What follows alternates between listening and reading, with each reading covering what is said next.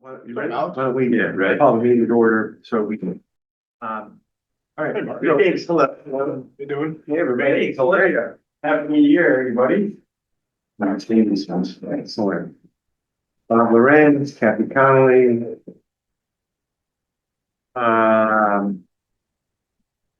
Just make some notes here.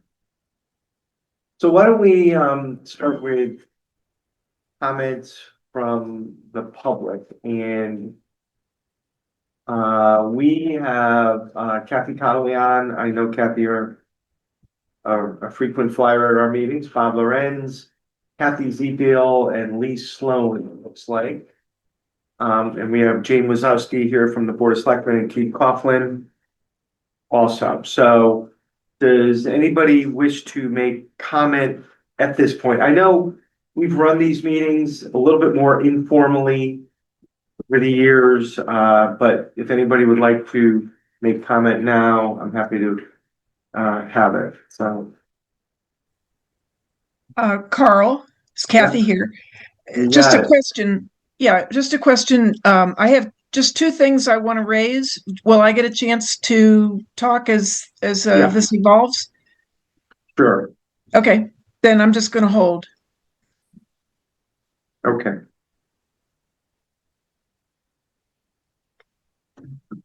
Everybody.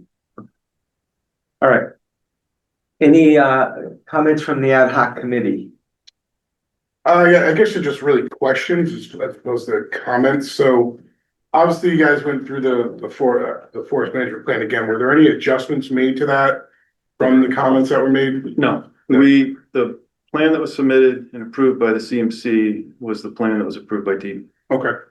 Okay. So that brings us to the next set of questions. Within the forest management plan, obviously track 10 got set backwards a little bit from this whole thing. So is that just a year out now? Yeah, I mean, we lost a year on the timeline of the plan. Yeah. Those are still, wasn't critical it was done, that was just a target date. So Sure. We're just gonna have to readjust and we'll chip away at the work So plan. what does that look like? You know, you have to do a whole new thing. You didn't even start it, I'm assuming. In the agenda, I think we're gonna talk about like Okay. 4 priorities and we're gonna, that's one of them. That's fine, So that's if fine. we could just wait Is to that talk about it. like hunting and then Well, that's one of them, yeah. and then the public use plan? Yep. We can talk about that too? Okay, Yeah. that's fine. So other things that were kind of left behind, the well pipes. Where those are at and what's going on with that, because that's still pretty important to either cap those or get them out of there. Somebody had a name for somebody who could do that. I had given you a name a while ago. Did. Yeah, and then you were gonna look into something about it, but I don't know where that went, so, but that was the last time we met. You guys in general, I mean, that was a while ago, so. Sure. Yeah. Ray, I don't have that. That's fine, I just want to bring it back up. Yeah, Could you, I'll think you can find it? I'll dig it up and find it, yeah. yeah. Okay. And then trail maintenance in general for the internal trail system. I'm starting a stewardship program. Kathy and I have been starting a stewardship program for the parcels that we own here in Saybrook. And we're morphing into the preserve a little bit with our trail stewardship with that as well. Just minor things, you know, trees that come down, things like that, but trail signage. And then, so we have this group that we're forming so we can put more effort into the preserve if and need be. And we have people that are wanting and to sign up for trails in general, like adopting a trail section to take care of that. So we can also hopefully provide some help with the perimeter signage. Excellent. So I know we've been trying to get that on the go for a while. So just to let you know, we can talk more about that too. Excellent. Okay.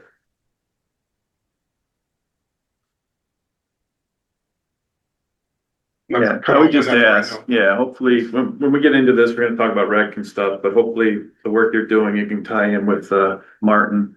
Yeah. Park Unit Soup, and you guys can work together on That'd be that.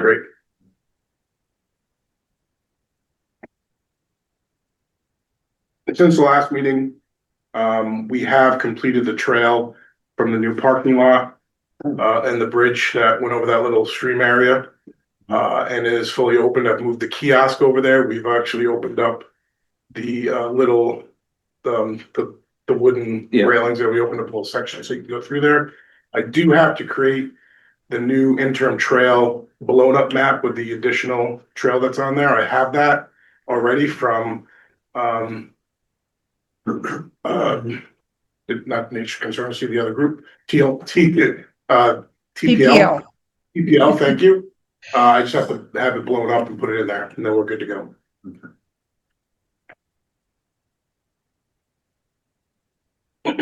That's all I have. Is this the preserve? It is. Yeah.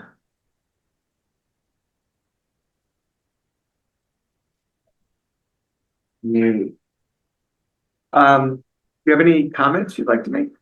Public comments? No, I'm Cynthia Boson from the Nature Conservancy. Oh, okay. How are you? Something.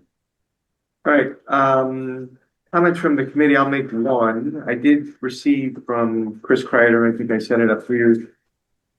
Chris said he would not be able to attend the meeting. He would like to mention the area of the remaining log piles in the northern portion of the preserve along the west-east power line trails. And then he sent a picture. There are over 6 piles like these left from Eversource's work. As you know, Deep removed and sold most of the logs, bringing in close to 20 grand apparently. Ray has been communicating with Alex Amendola over the past 2 years about the remaining log piles. Alex indicated that they would be removed, but they haven't been. These piles have decayed, and I doubt they can be sold anymore. They can only be hauled by people dealing in firewood. Also last year, oh, right. He wants me to meet with you before the meetings to get briefed on that stuff. Oh, okay. So any response to that? Well, I mean, the stuff, the merchantable material was all removed. I mean, I think when I talked with Chris originally, anything that was, sub 4 inches or really, again, unmerchantable material would kind of be, which would have been left anyway by Eversource would be left. I have not been down there to really look.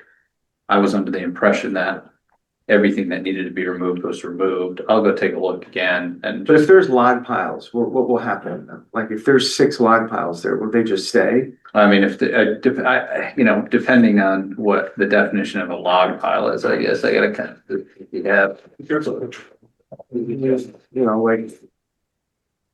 are those still there? that's what those are the pictures you Well, have. those should have been removed, and I thought they were removed, but They have snow on them, so I assume Yeah. they're from recent. yeah. I saw What's the radius on that?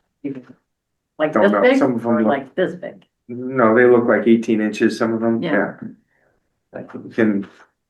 So, I don't know who would deal So with that. can I ask, I'd like to just ask a question about that. Given that we're doing an inventory of trail problems and I know we don't have a recreation plan yet, but there are specific spots where some nice wide logs could be very helpful to close trails and to keep people out of certain sensitive areas. So I'll just put it out there if that's a possibility. I know they'd have to be cut up, which might be impossible given if it's an 18-inch, it's probably not possible on site. I don't know, but I'll just throw it out as Okay, something that might fit into some of the planning that Ray and I have been doing. all right. Anyway, any other comments that you wanna? No, I mean, we have a small log trailer that you can tow by the time with a truck. It's got a loader on it. So we can move stuff like that around somewhat easily. if there's vehicle. If there's vehicle access, to be able to tow it with, so. Yeah, we'll have to follow up and see what's there, get eyes on it. Minutes from March 19, 2025. I'll make a motion to approve. I'll second. All those in favor? Aye. Okay. Item 6, business before the board, forest management plan, recreation plan. Yeah, so, Sorry, I've been I did all this work this morning to get this thing loaded on my iPad and then there's not connection here, so I'll fly solo.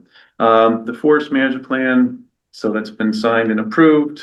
We've provided a link in the agenda to the plan. It's just too big to email around, so you're better off just going to that site and downloading it directly. So that brings us to this point where we can begin to implement work. Did you print the agenda? I did not. I was unable to upload from that link today. What? I was unable to upload from that link in the TPSF management. The link plan. didn't work? It didn't get you to the plan? I couldn't get it to work, no. Okay, I'll have to check that. I can send around a link. If you go to our, if you So go, I got to it the other day when I did it, so, did you? yeah. It's on the deep web page with all the other management plans for state forests. So, you could Google and there's a link there. It's a pretty big document, but you'll be able to download it. There's like 30 or so other documents, gotta go almost all the way down to the bottom to get it. Was it like 70 pages or something? Now it's 178 pages, I think. Yeah. So that plan's in place. That plan won't get edited. You know, it's just kind of a guidance document and it has the, work items listed in it that we can begin to work on. Yeah, just because I'm new, and there's certainly been a lot of discussion and comments about the forestry, that's the foresting, or sorry, what's it called? Silviculture work, yeah, No, harvesting. yeah, basically, taking trees down. Now, is there a high level version that you can just kind of say, it makes a lot of people in our town nervous. We've got a big group that's working very hard to save our shade, save the trees. Is there a way that we can communicate to people to help people understand why we're taking trees down from the preserve and what the process is in terms of bringing equipment in to do that? Because it sounds like you need big equipment to take trees down. And what's the plan for replacing trees that are taken down? Is there like a kind of high level summary that you guys could share?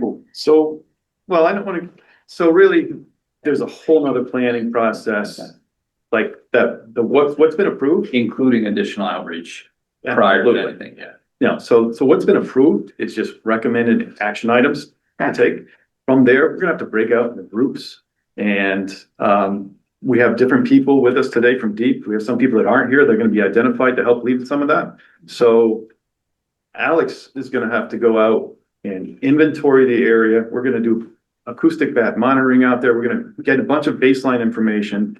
We're gonna create what's called a forest operation plan, which gets circulated internally and Deep, and we'll share that with you guys, and you'll see all the comments that we get on planning a docket, and that's all the technical information on how the plan's gonna be approached, what the goal is, how it's gonna be accomplished.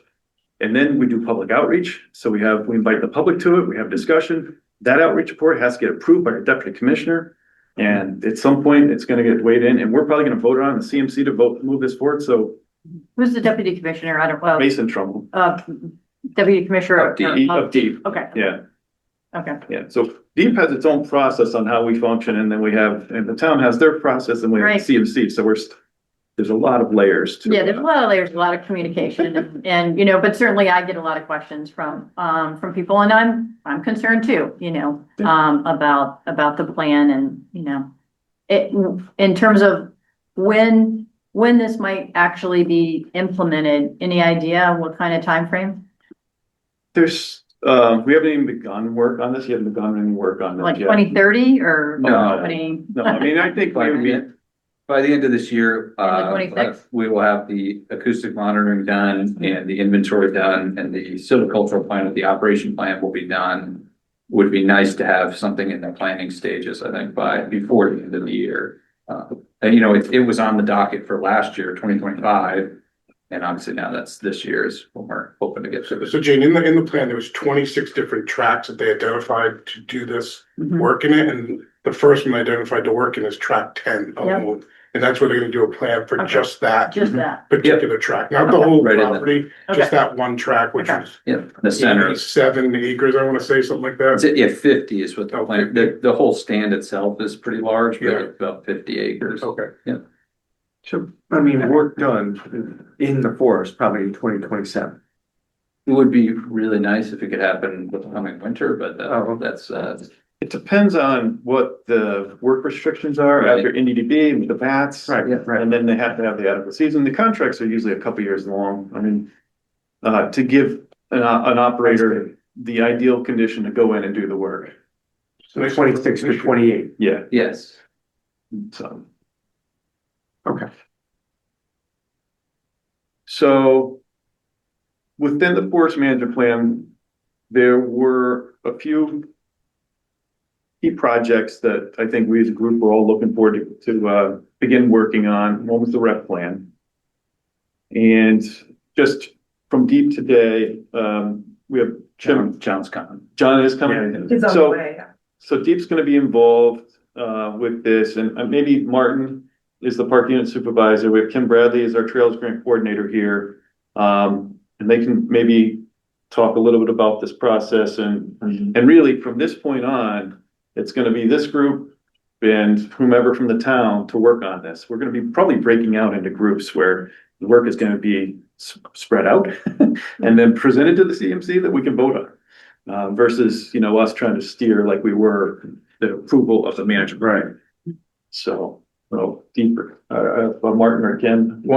John is supposed to be here any minute now. I don't know if you wanna wait until. Well, we here or- can go down. I mean, Or I can start, doesn't matter. well, we can wait a minute, if Okay, that's yeah. okay, Carl. Well, I'll just make a couple comments for the trail plan. So we've met a few times last year to talk about it, and some of the things that were, that were discussed, whether or not Kim would have the time to write this plan, or is it gonna go out to bid for another company to kind of create the plan? So I don't know if that was ever thought about, if it's on the table still, where we're at with any of that. And then certainly our committee, our ad hoc committee we've been talking about some of the key aspects of the trail management plan that we wanted to include, certain areas we want to try to go through, certain areas we want to close off, obviously. And where does our Park and Rec Commission come in with this as well? As far as, should we have a member of that particular commission on this subcommittee? Because I think they need to have some sort of input as well. Sure. There's no reason not to. I mean, if we're breaking out into subgroups. That's where I think, yeah, you guys need to get together, a subgroup, kind of evaluate where you're at, have that discussion. Figure out what resources you have, if it has to go to consult, So at this point in Consult. time, and then recommend back to us on what the plan is. so at this point in time, Kim, you're on board in writing this? This is on your, I'm not writing it at the time, so we were waiting for the completion of the forest management plan. That was one of the kind of key points. Sure. For us to start work on this, so we have the base information that you do, so that'll be shared with Martin and John as well.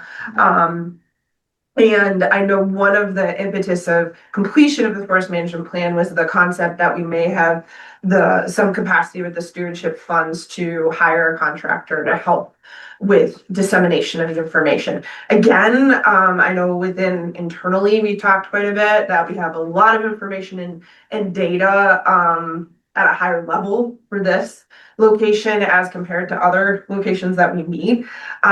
We have worked on, so I think that we have a great starting point in terms of moving forward with more of a constructive plan. But I do think that it would be great to have kind of an initial meeting to discuss, what you guys have been working on, kind of get things aligned in terms of developing the more structured approach that we would take for it. So who's in that meeting? Who's in that initial meeting? I well, think that's what we should figure out today. I do too. That's why I asked the question. Carl, Yes. I would just like to, at this point, make Kim and whoever else is going to be involved with this aware that Ray and I have been doing some observations in a couple different ways about what the actual traffic patterns are. And I'll just give you one example, and I'd be happy to send you a copy of this, but you're probably familiar with the app called All Trails, and they do a heat map. Yeah. Yeah, and the heat map speaks very loudly about where people are coming in. The big traffic is coming in from, believe it or not, Clark Community Park, which is, of course, an old Saybrook property. And it's also coming in from the Westbrook parking lot. And then it goes on a very strong east-west pattern. That was a big surprise to me. I thought it would be more north-south, but not so. Those trails have a much weaker population of visitors. So I guess the main message that I just want to put out at this stage of things is that I think Old Saybrook is very motivated to make the trail system work with its own properties. Because in addition to the 892 or whatever it is acres in the preserve, we have about 600 acres contiguous, and then the 70 acres in Essex. And it's people have been using it as one block for years now, and they will continue to. So we need to get our arms around that. And to that end, we've been looking at what's going on in the surrounding properties. So that's all I really want to say for now. No, absolutely. And just so you know, and in strategies and approaches we've taken on state lands as well, we often do use both all trails as well as things like trail forks is a common application used by cyclists and off-road cyclists. And that often pulls from the metric of Strava to create those heat maps. So we have relationships with all these groups. Trail Forks is a great partner in terms of working with them, with the state, but we often, and that is highly important. I always say it's very comparable to the way we do wildlife evaluation. You want to see the behavioral uses and what we're seeing for use patterns when we're making these decisions, because if there are sensitive areas, for example, where we want to do a closure, but we're seeing a high level of use, that's going to require a very active closure. And honestly, it may be something where we're working against what the pattern of use we're seeing. So we have to make sure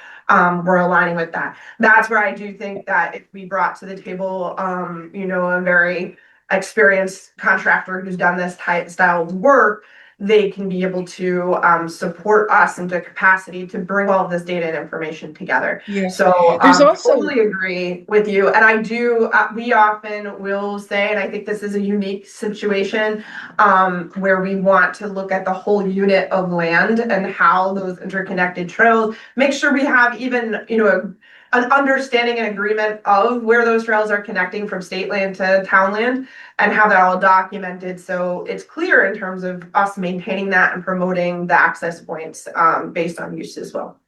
Yeah, good. Also, let's try to get an easement or a trail workaround from the Clark Community Park entrance into the preserve, because that trail existing right now goes on private property. Okay, see those are key things that we can, and that's a situation where as we develop this, it may say that there needs to be a reroute and correction of that.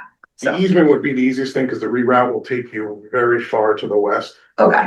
So Do we know who that is? Yeah, Go ahead, Kath. it's now I'm blanking on the name.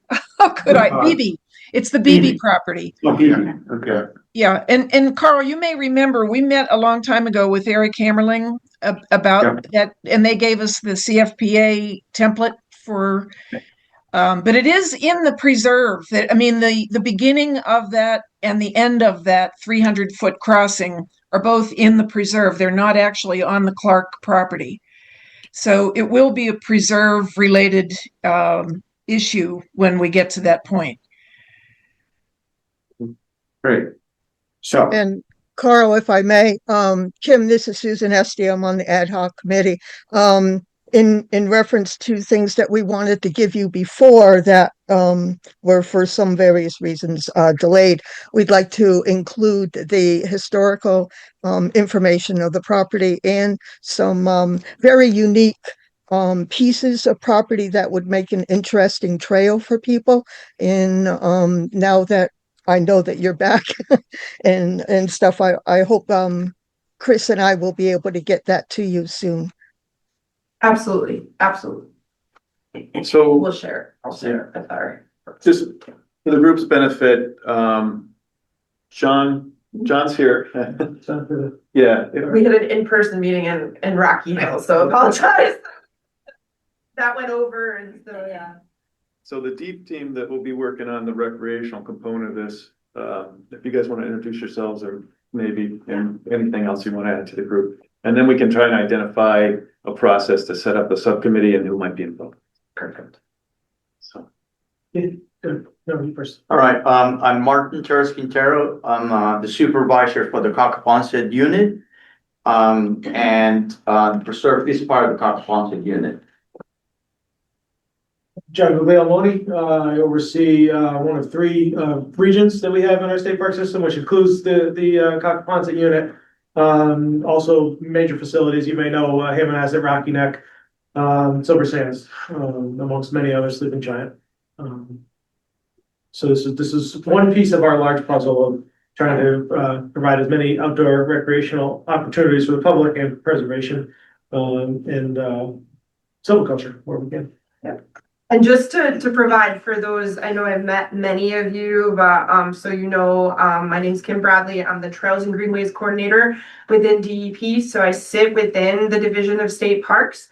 I provide technical support to each of our supervisory units. So as we're going through the trail planning, trail management, I can serve as a technical role with that, but we're always serving our parks units in terms of they're the ones that are the go-tos, the contacts as we continue to work on these areas. The recreational point of contact will be Martin. And John, I'm Ray Allen. I'm the Director of Parks Recreation for the town of Old Saybrook. I certainly know Martin and Kim, and we've met before, so we'll be working together for sure on that. Also, I'm also the head of the ad hoc committee, so-called head of the ad hoc committee, so a lot of layers. Okay, so what would be the next steps for an initial meeting, do we think? So I think, like we said, we have a lot of base information. I think I was going to say, I need to look back. I don't know if I ever got a digital copy of the GEI report, but I do have a physical copy. So I'll figure out what we have in place to make sure Martin and John have access to that as well. I have it, so. Yeah, I know I have, I think I may have gotten it and downloaded it. So I think we worked together on that. But that's, I think the first step is probably just do kind of a document review of all the base information we have for the area, as well as thinking through the best approach to be taken. So that's where I wanted to gather an understanding of, do we have the capacity to bring on something like a contractor, and at what level are we able to do that? I think that's where, because this is a unique group as well, a lot of times when we make the decision to go in that direction, it's going through our state system. So I don't know how that works in this scenario. But I think around that, it would be beneficial to come up with the approach we want to take, what are the steps we're taking? We have a lot of baseline information, but the next steps are actually the decision on what we want for recreational access. We have a huge amount of information. I don't know if there's more information we need from the natural resource end, but I know we have a huge amount of information on that end, and the buffers and recommendations that we have through the forest management plan. And so to me, we have a breadth of information at hand. Now it's just disseminating that, making decisions in terms of the management strategy and thinking about the steps to take to actually implement that. So my thought was we need to assemble as a group, and it's obvious that we need representation from town. We have deep representation. You're probably gonna want representation from the land trust, right? Essex Land Trust. And then I think, you as a group would need to decide just how big you want to be, because, sometimes it gets too big, too cumbersome. Yeah, you want to limit that. I think you guys we meet quarterly. And I think the goal would be to create your group list. Yep. Schedule some meetings, and then present at the next CMC where you're at. We think we can do this part in-house. What if I have to contract this? There are state funds. With this plan, there's $250,000 to set aside. $250,000 it's not a lot of money, but it's for consideration to be used here. So I think it's just trying to meet, develop a strategy and then present for something for the CMC to vote, be able to vote on, to move this forward. And maybe not the next quarter, but, Just, yeah, you know, Let's try to get the ball rolling. Yeah. Yeah, So- we've gotta get active so on. who is on that? Who? I mean, I would say there's gotta be an ad hoc committee member. I mean, Essex would be great if we can ask Bob, and Bob Yeah, would be a part of that. Whether there's myself or just one ad hoc member, it doesn't really matter to me, either way, it doesn't matter. Do we want a member of the public? One member of the public? That's a, like, who? Well, I mean, certainly someone like Kathy or Chris. Oh, yeah. Put a lot of time into the preserve, Okay. someone like that. And then who from the state? Well, Probably Martin and myself. okay, Yeah. I'll be there too. Oh, yeah. okay. All right, so you have a list. You're probably gonna have to set this up. Mhm. Or, I mean, yeah, I'll ask them if they're willing to do that, and then we'll go from there. yeah, try to set a meeting 3 weeks out, Yeah, you know? sounds good to me. So first week of March or something. And, And that's what maybe we can work together on, looking at availability, like if Alex and Martin, if I could connect with you and then we can see what we have for our capacity and availability. It probably, at least the first meeting should probably be either in person. I think there would be benefit to that. There would definitely be benefit to that, but we do have the wonderful power of Zoom to help us out. That's true. We have Teams and Zoom, so. I know, I will say, from the States, and we use Teams, sometimes that can be tricky, externally, so you can kind of make a decision on who wants to host it. Something like 3 weeks out, because then we can gather, we have an ad hoc meeting in 2 weeks here. Okay, And we can gather some of the information that we put together to bring to that meeting and, perfect. you know, still want to get the little things like the trail densities and all that good stuff. Absolutely. okay. sounds good. Great. So we kind of touched on the forestry work, but is there more that people would like to hear? Or Alex, do you want to speak on that anymore?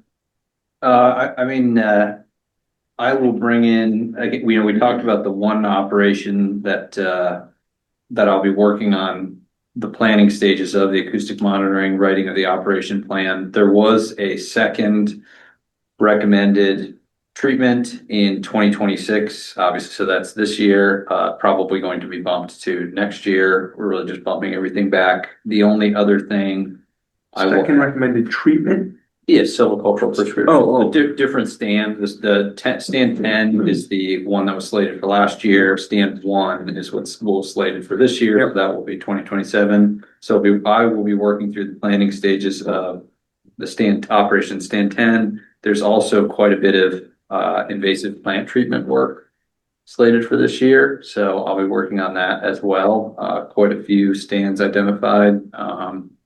Just about 8, I think, or 10, something like that. So that's essentially it from the forestry angle at this point. And boundary work, of course, but yeah, we'll figure that out when the snow melts. Alex. Have you heard from Eversource at all? Alex, Thing that they had, hold on one second. Hold on one second, Ken. Eversource, when they had said when they cut everything, they're gonna be spraying the stumps as well. Have you heard anything from them? I have not heard a word about that. It would surprise me if they actually went in there and sprayed the stumps. Okay. They had said they were after they cut them, so. Kathy? hi there. Just a quick question. The area that we treated now, like 11 years ago, has got some regeneration going on. It's the large open area right off the Ingham Hill parking lot. You're, up above the bog, uphill of the bog. Yep. Is that part of your plan? Your invasive plant? Are you questioning, are we planning on retreating that area? Right. Yeah. I don't have the map in front of me. I don't have the okay. numbers. I'd have to take a look, but It'd be part of track 10. then likely stand 10 is there. So very likely. Yeah, there's some pretty serious regeneration going on. So Invasive Invasive regeneration. plants. Oh, yeah. Yep. Okay, all right. Vernal pool study. Mhm. So the vernal pool study, I mean, obviously, we've done the initial study. We came up with a core protected area, all that's been captured in the plan.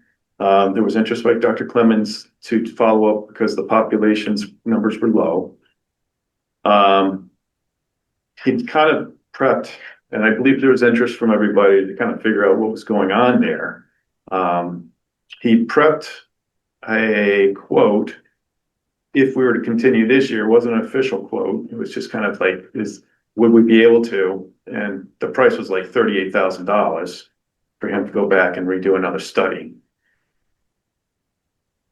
Internally, we're in discussions to see how we might be able to proceed with that. And are there other ways to proceed with that? It's important to have Dr. Clemens' involvement. But there's the person that he actually works with that did the work is actually on contract with the state to do work for the state in vernal pools and stuff. So it's a matter of figuring out how we can proceed, and is there a way that it doesn't necessarily cost $40,000 to do this study. I guess we need to know from the town what interest there is to actively pursue this.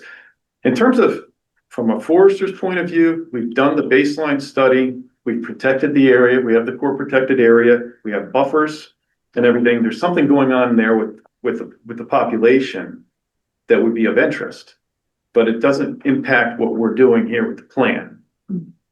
So what level of interest is there to dive down to see what's going on with this population? And what's our timeline? I mean, that's really what we need to decide as a group. Well, your timeline is probably not 2026. We are quickly approaching, yeah, Exactly, that would have to be a start. the field season. Right. And frankly, if we funded this and it went to use our state funds, I'd have to put this out to bid. The state can't just cut a check for $40,000 to Dr. Clemens because he's recommending work for us to do. Right. You know, it's a competitive bid process. We just don't have the ability to hand pick people to go in and do work on state land. I think there is interest. And so we'd be talking about 27. So let me ask this question. Does that make sense? Because he wanted to do consecutive years and he didn't. So now we're doing. Well, the original studies were, I believe, 02 and 05, and he was okay with if we did one in 23. I mean, if one was a few years later, He did. it would be Okay. okay. Yeah. So maybe 27, and I hate to dump more work on you guys, but I mean, is there a way, because we still have who's TPL in here? Anybody? No.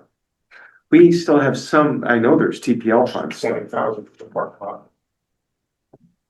Right, we have to get permission to reallocate that, Correct. but I think there's still additional funds over and above that they're holding. Oh, for that TPL has, yes. So if you guys said, hey, it's not gonna be 38, but it's gonna be 21, where do we get that money? We could probably get the money. And I want to see if Dr. Clemens we have the same contractor on deep contract. Yeah. Can we hire him to do the field work? And what would your price be to do an assessment of that? Because it's the same contractor that did the work, you know what I mean? So we might be able to break it up. Ask them. Well, Yeah. it should be 6 of one, half dozen of another to him. I think there'd be a lot of interest in it, You would and I hope. think it's You would hope. important that we continue it. You think what? It's important that we continue the Yeah, work that was done. Yeah, I think there is interest. I agree. I'm kind of interested. And what you wonder if that population, if that was 1 year, it was dry. Right. Now we've had this winter, and you don't know what's gonna be next year, but Is this for like a full assessment for all the vernal pools, or is there a subset? No, it would be essentially the continuation of the 2002, 2005, 2023, just a overall productivity assessment of the 39 vernal So pools. maybe there's even an approach to work with them of looking at there's, I mean, 38 vernal pools up there, right? 39. 39. So maybe there's even an approach of, certain, a selection of a subset of the pools, because that whole. We considered that, but Yeah. at this point, we have three data sets of all the pools. It would Yeah. make sense just to do yeah. So maybe if they do it this time, maybe there could be that could be an outcome of this review, is to make a subset selection of like pools that may be representative of the conditions that you're seeing. And For then continuing. therefore, if it continues, you're not doing a full assessment. Just a thought to put it out there. I used to do this, by the way, just saying, I used to be an environmental consultant, and I did vernal pool studies, so that's very specific. All right, well, I would love for there to be a subset where they could just Yeah. go in and much. Well, because then it could be a much more affordable, but it can give you a continued, if it's a long-term study, it can give you a continued kind of temperature check, essentially, of the well, population. you'll reach out to, We're gonna reach out, so that's where we are. I mean, I think we've lost the window to maybe do the field work this year. There's interest to get this done. We'd like to put our minds together and find out a way, if there's a way to make it a little bit more affordable for us stuff, so. good, no, it sounds like a plan, and I think there, I think there is money to do that. At least some money to do it, whether it's all of it or not, I don't know. Okay. Excellent. All right, so that is 6A. Is there anything else from the deep team on 6A? Any of those 1, 2, 3s? No, none of those. Moving right along, other business, shouldn't be other business, item 7, this should be basically business before the board, but want to give an update on hunting? Yeah, so for the hunting, an HRT was done, and there's been a lot of discussion on interest on types of hunting that might end up being recommended for the CMC to approve. Yep. Howard Kilpatrick, who is a supervising biologist for DEEP in the Wildlife Division, will be taking the lead, and we could put him on the agenda for the next meeting, Okay. just kind of to come in as a refresher where we're at, and there'll probably be a committee formed or something to begin to discuss possible solutions in similar fashion to the recreational trail. A group will be formed to address the hunting, and Okay. then they can work towards a recommendation to present to the CMC. That sounds good. Would there be any benefit to combining those groups? The rec and the hunting? Mhm. I think I think there needs to be awareness that of the activities for each in the decisions, but I don't know that they're on parallel but not identical tracks. I think the only thing that, from my standpoint, would be, when hunting does occur, if it does occur, do we allow recreational use? Mhm. That's really the way I see it. I just think that this is something that at least there could be benefit to talking about both of those at once. Looking at overall recreational use of a property could be a real benefit. Maybe, Hunting is recreation. yeah, so maybe there would Falls in that be, category, you're right. and that's my thought, is maybe even if these groups are working separate, maybe at some point we have a meeting or two. I think you to have joint combine. meetings, but I think they need to be separate groups, Okay. just to keep things moving. We have common goals and expectations, but we need to be aware of the implications of hunting in a multi-use area. So those are some of the elements that need to be taken into consideration. What kind of hunting would you be interested in allowing, and how that can impact other users, whether or not it could be a hiker or somebody in a horse or somebody on a mountain bike. Yep. Yeah. Yeah, and then thinking about strategies of, there are many lands where both of these exist. And in particularly in our state forests, and there are a lot of models even directly in our area where this functions really well. So the town of Lyme does a phenomenal job of having both hunting and multi-use access and finding ways to manage that appropriately. So just a thought. Yeah, I was on a trail in line where there was a section with signs. Yep. Yeah, don't Yep, so they close off certain sections at certain times of year. Yeah, It's just great communication. They even have certain properties. So, that's the thing, but when you're developing or planning a trail system, there's a benefit to that. Because if you are gonna have seasonal closures in some areas, you wanna be able to have a loop that people can maybe use the adjacent property and shorten their loop for that part of the year. And I So- think we can and should do that, but I think the trail thing, the rec thing needs to get off the ground first. Okay. And then, because the HRT is already, it's been done 5 years ago. Yeah. Maybe more. So, but I think melding them, like you're saying, is a great idea. So.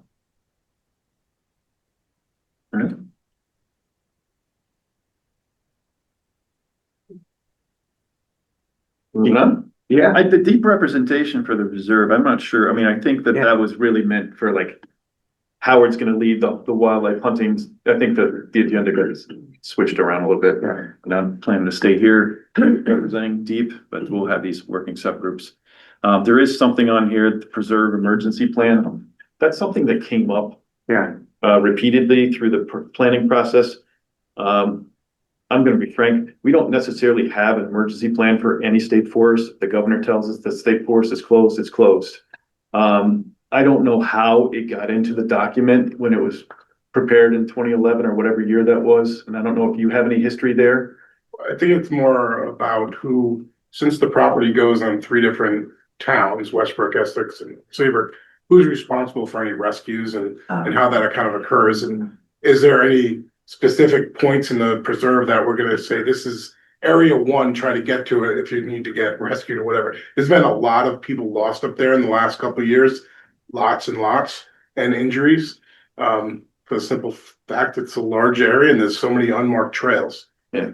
So, So I mean, the first calls are always gonna go to local resources, whether that's fire, police. Yeah. It's Old Saybrook or Essex. yeah. So that might be something the town wants to, if we need an emergency plan, maybe you guys work it up and we can pass it up to We Pete. started talking with the chief about it. we did last at our department head meeting, we did, yeah. Yeah, So, I mean, if that's where we wanna go with it within the towns, that's fine. We just didn't wanna exclude you if you have. Well, I think I think some should be prepped, but Deep should look at it. Yeah, I mean, I think- and then we'll vote on it. I think just like everything else, I think maybe the town takes the lead on I that. think the fact is, if there is, an emergency, in terms of a rescue, maybe not, a fire is a different issue. Mhm.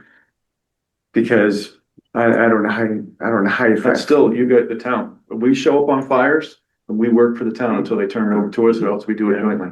So the town. you I guys suppose it got that. depends what it looks like, but, but in terms of rescues, I would say, let's work with the chief on that and make sure they have the tools if they need to get in there as best they can. So I can speak, based on experience with other towns in similar situations, like many people that handle property. You need to make sure that there is a clear, set of rules so people know, because what I've seen happening sometimes is who takes the call? Is it the dispatch in one town, or dispatch in another town? So everybody should be together. That's gonna be probably chief of police and the chief of the fire department. So basically, you're gonna have some incidents. You're gonna be dealing with, you need to think about, you need to have protocols for evacuation. But also something that kept us really busy at Copper Ponds that have been search and rescue. And also the carrying capacity of the local emergency services and the type of equipment that you will need to access those points. And based on the equipment and the training, that's probably what should determine who is going to be the first one to respond to a particular emergency. So for example, one fire department may have the proper 6x6 all-wheel device, or they may have the ability or the equipment. The personnel got to have the proper equipment to be dealing with that sort of situation, because they may have to walk for half a mile, something like that. So for example, who will have a Stokes litter with a wheel that can be carried to some location? So I think that maybe do an assessment of the local resources and then implement a plan based on that. And everybody should be, all the emergency response, the call centers, 911 call centers should have probably a protocol, like where they're gonna call. And then, of course, there's gonna be times when they may need, we may need to be called. Because we do have some assets, we do have some equipment, we have some training. Perfect example is fires, Yeah, and with InCon, I mean, that's a resource. And InCon, when do yeah. they get called into? Yeah. So, And that's what I was gonna say, just at least from the trails, and I'm thinking this has really only come up on more on our interconnected trails that have changes in ownership. I'm not sure how much it applies to this forest and the way it's managed particularly, but there have been times where the question comes up when there's a dispatch called, is it NCON, is it state or town police? And that's where when it's an emergency, you don't wanna be dealing with that. So, So I think for anyone who's walking in there, if they have an emergency, what phone number are you calling besides 911, right? You might not know where you are. So, and where does 911 ping to? And That's the other issue. I'm gonna tell you something that happened, we learned from experience in a separate park. There was a person that got injured, severely injured on a trail, but this was not an official trail. So the call got picked up by dispatch in one town, got passed on to another municipality that dispatched fire department. The fire department sent the people based on the information that they had on a trail map. It took them 20 minutes to find this person, and it was a cardiac emergency. And simply because this person was on an unofficial trail, but the call was sent to an official trail. So that's also something to take into consideration and determine who may be able to get to a particular spot. Because unfortunately, things are gonna happen in a lot of those emergencies. Time is very critical. Oh, absolutely. So, a lot of times we have that information. I've had to develop maps for the town of Portland, response to Michelle State Forest all the time. There's like Blue Blaze Trail is the only authorized trail that goes through that forest, but if you look at it, there's a ton of trails. So like we've provided to them, it's an unofficial, it's not a public document, we've provided to them all the trails and then on a big map system so that they can go out and know, but it's not something that's public facing. So that might be something. So maybe at the next meeting,